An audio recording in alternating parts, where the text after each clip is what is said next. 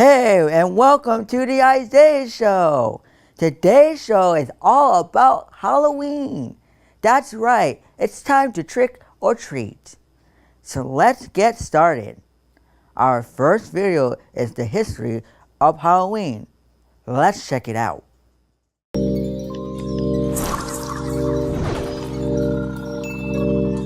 This holiday is also known as All Hallows Eve. Welcome to WatchMojo.com, and today we'll be learning more about Halloween. Trick or treat! Halloween is a holiday observed annually on October 31st. Though it is celebrated in some Asian and South American countries, it is mostly commemorated by Western nations. Some believe Halloween has pagan origins. It is most commonly linked to the Celtic festival of Samhain, which marked the end of autumn and the harvest season. During this period, the people of the Gaelic world held feasts in honor of the departed souls that entered our realm. Alongside the souls of the deceased, it was believed that various supernatural beings made their way to us as well, but not all of them were good. As such, people started carrying carved turnips and wearing costumes in a possible attempt to deter evil spirits. Other Samhain customs included going from home to gather food, fuel, and offerings for the festival. When the Roman Empire conquered Celtic territory later on, some of ancient Rome's religious traditions, such as its Festival of the Dead, were incorporated into the celebration of Samhain.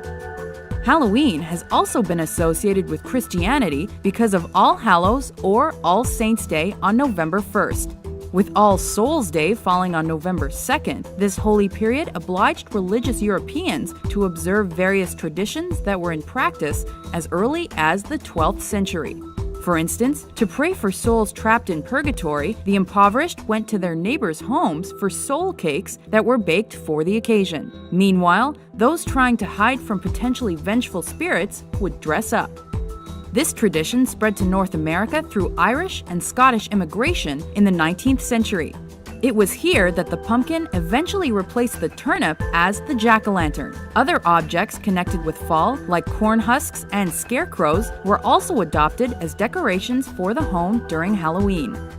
Thanks to its associations with spirits and the world beyond, Halloween has been linked to paranormal imagery and horror figures. So, as trick-or-treating increased in popularity, many traditional Halloween costumes worn by children became supernatural in theme. These days, costume choices have expanded to include famous people, pop culture characters, and more. Today, instead of traveling to a neighbor's home for soul cakes or other offerings, the custom involves a request for sweets. Normally reserved for kids, the practice of going door to door is usually accompanied by participants asking trick or treat when collecting their candy. Playing pranks has also been historically associated with Halloween. Adults celebrate by also donning costumes and attending Halloween parties. Other common activities today include watching horror movies and sharing ghost tales. Halloween is now a lucrative holiday, as costumes, candy, and horror films are big business. You'll likely be able to find a screening of the Rocky Horror Picture Show to watch, but Halloween attractions like haunted houses, hay rides, and more are also available. For Halloween costume and makeup ideas, head to WatchMojo.com for our easy and fun tutorial videos. That was interesting. Did you know about those things about Halloween? Me neither. Next, we're going to see how to make a witch's feast. Woo ha ha ha! Guys, today's episode is the one you've all been asking for, a Halloween menu. Now here's my take on Halloween food. For me, it has to look appetizing, and it also has to be delicious. So you won't find any food coloring or eyeball soup here. No. Instead, I've used all natural ingredients to create a menu I think you guys are gonna love. So imagine, if you will, you've been dropped into an enchanted forest inhabited by an elderly witch. She's invited us for dinner, and here's what's on the menu. We're gonna kick things off with a homemade pumpkin punch served in a real fairy tale pumpkin. Then I'll show you how to make my spooky bug bites, which are broiled dates with salty gorgonzola cheese topped with a crunchy walnut. Then it's spider bites created with herbed cheese and black olives. For our main course, it's a yummy witch's stew made with wild mushrooms, roasted chicken, and fresh rosemary. Then I'll show you my easy cheat for making cheesy cornbread muffins. Then one of my favorite recipes for a crunchy fall harvest salad. And for dessert, it's my wickedly good chocolate fondant cake served with an eerie chocolate whipped cream and spooky meringue mushrooms. Now before we begin, I have a little bit of exciting news to share with you guys. You may remember a few weeks back, I took a little bit of a break. Well, I was busy planning a new project. My good friends at King Community have decided to give me my own channel. That's right, I'm gonna get a spinoff. How fun is that? The channel will be called Entertaining with Beth, and on it I'm going to be sharing some of my favorite recipes for holiday entertaining, as well as all of my tips and tricks for keeping everybody sane during the most hectic time of year. The channel will launch on October 29th and will be part of the newly formed Kin Network. So be sure to subscribe and let's enjoy my most favorite time of year together. And not to worry, I'm still going to appear here on King Community as well. It's just now you have two places to find me. All right, so let's get back to Halloween and get this party started. I love the idea of a specialty cocktail, especially on a holiday like Halloween. And one of the things I love to do around this time of year is create punches. They're fun, they're festive, and everybody loves a good punch. Now, one of the things that I think is fun about a punch is the way that you serve it. And for Halloween, especially at the home of a witch, you wouldn't just use any punch bowl. She'd probably use a real pumpkin. So I love these fairy tale pumpkins. Sometimes they're also called Cinderella pumpkins. I get them at Trader Joe's every year, but I've also seen them at some pumpkin patches around town. I love them because they look like pumpkins that grew maybe 100 years ago. They're old and sort of multicolored, and they just look very mysterious and eerie. The way to make a pumpkin punch bowl out of a real pumpkin is simple. You're basically just gonna carve the top of it like you would a jack-o'-lantern. And I won't lie, this takes some work. You gotta put in a little bit of elbow grease, but it's definitely worth doing because the result is so cool. You wanna start with a sharp sort of paring knife, just to kind of score it. After you get the main score done, then go in with a bigger chef's knife, just to really cut the pumpkin flesh and wiggle it loose until it comes undone. When that pumpkin is open, you will see it has the most beautiful orange flesh to it. You just want to go in there and carve it out, clean out all the seeds and all that sort of stringy flesh until you're left with a really smooth bottom. Now these pumpkins are so thick, and that's the great thing about them. You don't need to line them with anything in order for them to hold liquid. Once you have it all carved out, you want to just put the top on, and at that point you can pop it in the fridge until you're ready to use it.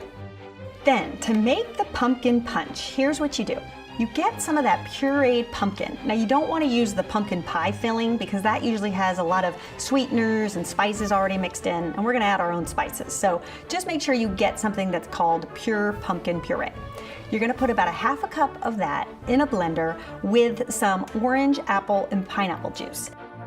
I know that sounds like a strange blend, but there are brands that actually make orange, pineapple, apple juice. And what's nice about it is the color. So I found a Welch's brand. I know that they make it, but you also can get the Safeway brand as well.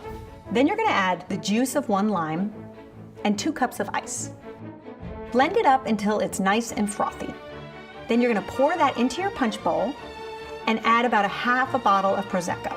Prosecco is just like a light sparkling wine if you've never used it. A lot cheaper than champagne. Then to garnish it, I like to use some star anise, cinnamon sticks, and some apples. So I'll take the apples and slice them vertically and then insert whole cloves into them. That way everything's sort of floating on top. It has a really great sort of woodland feeling that makes you feel like you're in that enchanted forest. And to serve, I like to use some vintage champagne flutes. I love them because they are etched glass and they're sort of mismatched, and to me it just feels like something an elderly witch would take out of her attic and serve a nice punch in. Then to decorate your drinks tray, I turn to the produce aisle of my grocery store, and I get things like pomegranates that I cut in half just because the inside looks very sort of spooky and eerie. I love to take really dark grapes, those black grapes, and wash them and put them in the freezer so that overnight they develop a beautiful frost, so when I put them on the tray, it looks as if they're dusty and old. So that's my pumpkin punch. Couldn't be easier to make, and I really hope you'll take the time and effort to make the pumpkin punch bowl. I think your guests will really love it.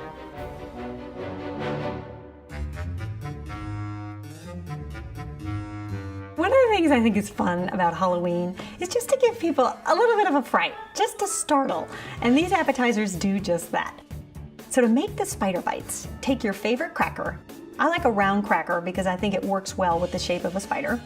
Then take some Boursin cheese. If you're not familiar with Boursin cheese, it's a herbed spread that you get in the cheese aisle of your grocery store. If you can't find it, you could also use goat cheese, just mixed with your favorite herbs. It would be the same thing.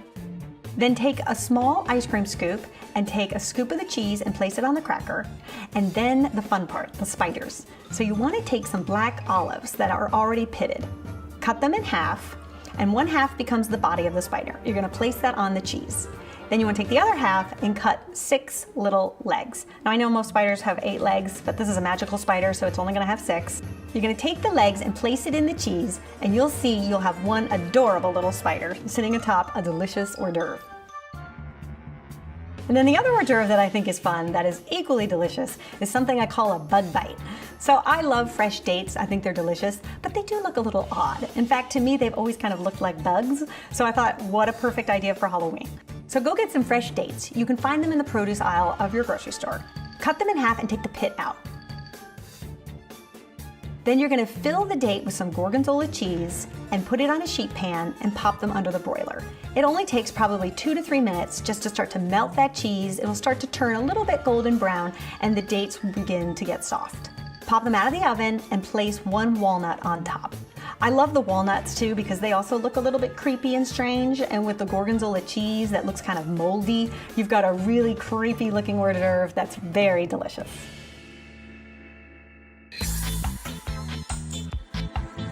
I love this stew because it uses all the great flavors of autumn.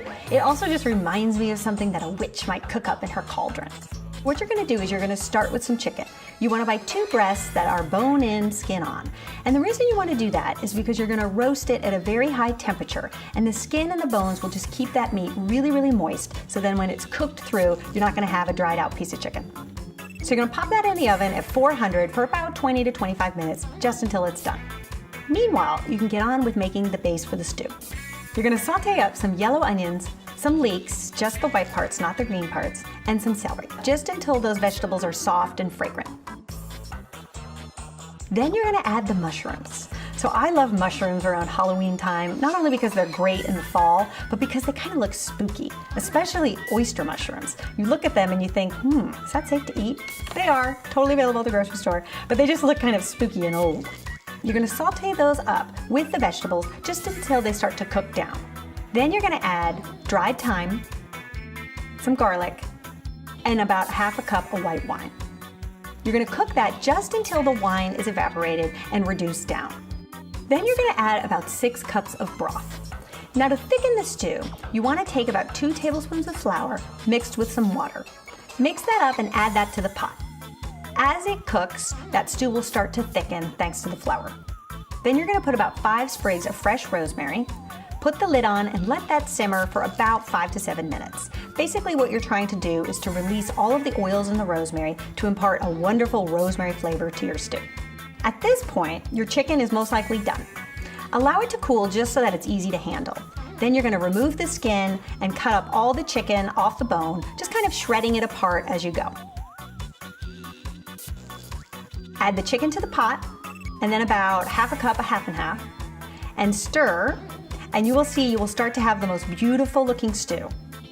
To serve, ladle your stew out in some bowls, and then garnish with a fresh sprig of rosemary. And you will see you will have a warm, comforting, delicious stew that's also a little bit creepy, but also festive and fun. The perfect complement to go with the witch's stew is a cheesy cornbread muffin. Now normally I don't like to make things from boxes. I like to make things from scratch as much as I can. But we have a really amazing dessert ahead of us, and I wanted to make sure that you guys made the dessert, so I wanted to make it easy for you and not have a lot of baking. So that's why we're going to use a box mix of cornbread. But we're going to doctor it up so that it looks homemade. Buy your favorite brand of cornbread mix and follow the instructions on the back for how to make it. Then you're going to add about ½ a cup of Swiss cheese, 3 tablespoons of chopped chives, and then some frozen corn. All these ingredients will just make it feel a little bit more like homemade. Now normally when I make cornbread muffins, I will use foil liners or paper liners in a muffin tin, but to me it just didn't sound like something that a witch would use, so we want to make these look as old and authentic as possible. So for this, just take your tin and spray it with some non-stick cooking spray, and don't use the muffin papers.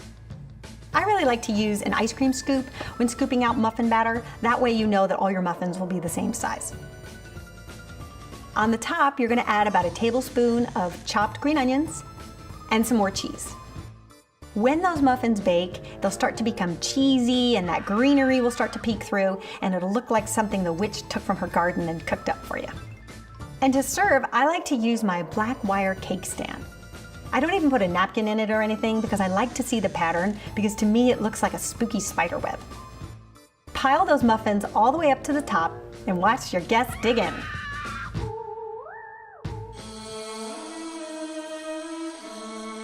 To round out this meal, we're gonna make one of my favorite salads this time of year, a fall harvest salad. I love it because it's sweet and crunchy and a little bit bitter all at the same time. I love to use a large wooden salad bowl, just because it speaks to nature and kind of works with our enchanted forest theme. You're gonna put about a teaspoon of honey mustard in the bowl, and to that you're gonna add some apple cider vinegar. Just whisk that up until combined, and then slowly add some grapeseed oil. Season with salt and pepper, and that's it, your vinaigrette is done. And then for the salad, I love to use frise salad. Not only is it delicious, but because of its pointy edges, it looks almost sinister. Perfect for this menu. Then you're gonna take some radicchio. Radicchio you will find in the produce aisle of your grocery store near the lettuces. It's a small Italian vegetable that has a nice bite to it. I love it for this salad and for this menu because that kind of purpley red mixed with the white also looks a little bit creepy. Just slice that into thin ribbons and add that to your salad. Then you're gonna take some Belgian endive. Slice that up into ribbons as well. Now for the sweetness. Take some apples and slice them into matchsticks. It's really easy to do if you've never done it. You just slice the apple vertically, flip them around, and then slice the other way, and you'll end up with some matchsticks. Then I also love to add some pomegranate seeds. Just because they're red and a little bit spooky, to me they always look like little bug eyes. So I think it's great for this menu. And then for some added crunch, about half a cup of whole pecans. So that's how you make the fall harvest salad. It's delicious and crunchy and sweet, and also a little bit spooky too.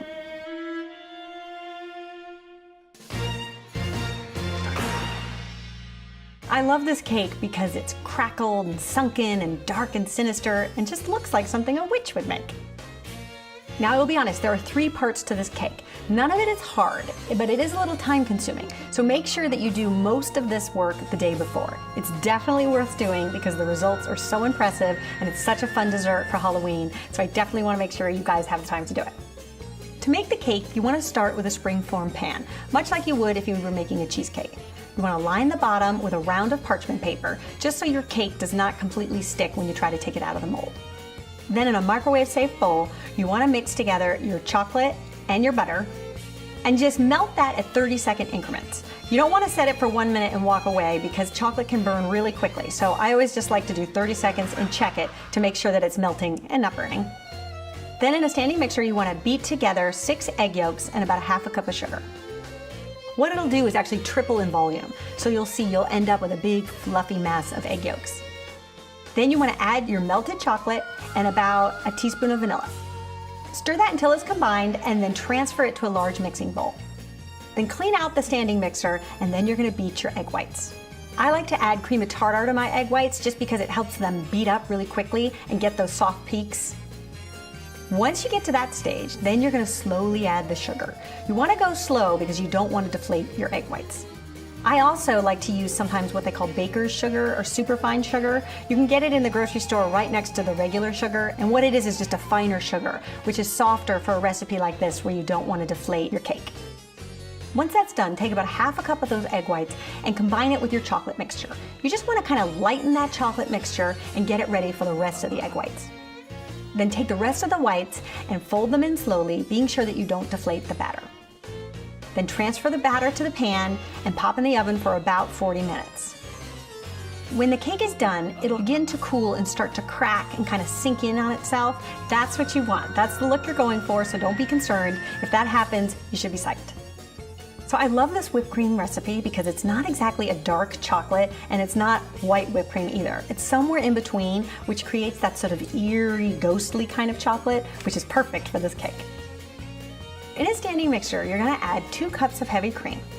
a 1/4 cup of unsweetened cocoa. You want to actually use the baker's cocoa, not the cocoa you would make like hot chocolate with. Then 2 tablespoons of powdered sugar and some vanilla. Whip that all up just until soft peaks form, and then you're done. Now for the meringue mushrooms. This is what you're going to use to decorate the bottom of the cake. I love them because they're eerie and spooky, but they're also really delicious. So here's how you do it. It's a lot simpler than you may think. You're going to whip together some egg whites, some salt, some cream of tartar, and vanilla. Beat that all up just until stiff peaks form. At that point, you're going to slowly add your sugar, stir until it's combined, and that's it, you're done. You're going to take that mixture and transfer it into a pastry bag, fitted with a tip that's about a 1/2 inch round. You don't want to have any decorative edges for this. It should just be the simple 1/2 inch tip that's completely round.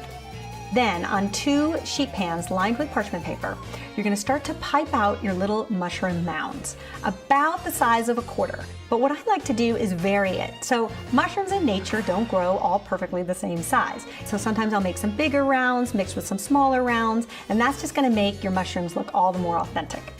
And then you want to make your stems. So just make sure you pipe out about a 1-inch line for your stems.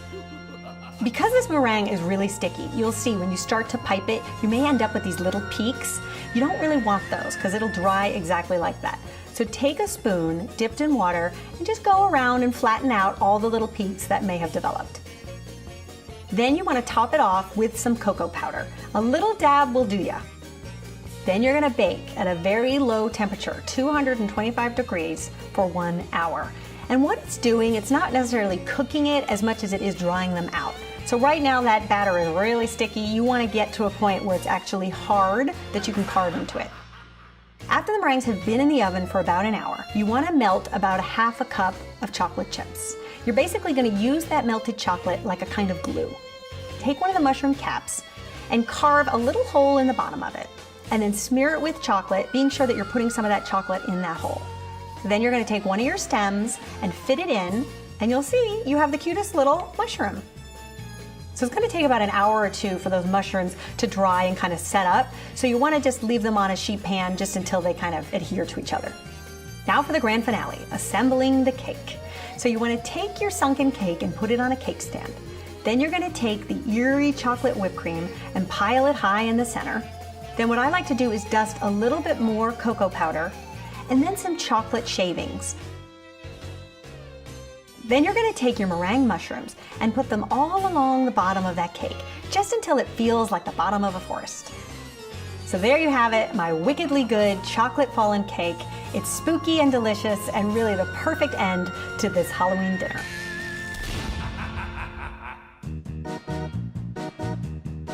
So if you'd like to make this menu, here's your game plan. The day before the party, make the chocolate cake, cover it with foil, and keep covered at room temperature. Then, make the chocolate whipped cream and put it in an airtight container and pop in the fridge. You can make your meringue mushrooms, just allow them to completely dry out before putting them in an airtight container. Make the witch's stew and place in a container and pop in the fridge. The day of the party, make the corn muffins, keep them covered and in their tins at room temperature. That way you can reheat them easily when it's time to eat. Make the vinaigrette in a bowl that you plan to serve your salad in, keep it covered at room temperature. Carve out the pumpkin for the punch bowl, keep the lid on top and pop in the fridge. A half hour before guests arrive, make your appetizers and pumpkin punch, and you're good to go. If you like the theme of this party, here's how to get the look. Concentrate on colors that are black, brown, and eggplant, all the colors of nature. Use textures and props that also speak to nature, like fairy tale pumpkins, mood moss, wooden trays, leaves, or dead flowers. For props, concentrate on vintage books, silver-plated candle holders, glasses with etched glass that don't even need to match. Like a great Halloween costume, the best table decorations can be found at the thrift store. Hit your craft store for things like black candles, fake ravens or beetles, or even a poisonous apple. When it comes to the birds, I always like to have one that's alive and one that's flipped on its back so that it looks like it's moved on to the afterlife. Buy ribbon for napkin rings. I like to use black velvet and lace. The combination together makes it look creepy like Halloween, but also dainty like an elderly witch might use. I also like to use a collection of bottles, different sizes and colors, and fill it with shampoo or some other solution that makes it look like a potion. And if you really want to take this theme all the way, you'll dress as the witch. So I hope you've all enjoyed my spooky Halloween dinner. I hope you'll give it a try and let me know how it goes. Happy Halloween, everybody!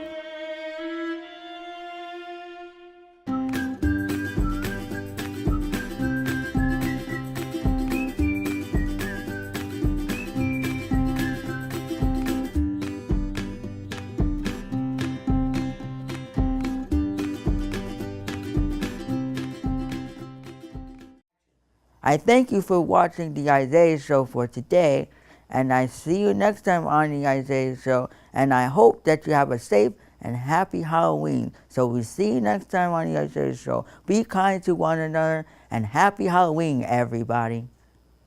I see you next time on the Isaiah Show. Be kind to one another, and I would just want to let you know, I hope that you guys do well this semester in school, and I hope you guys do well.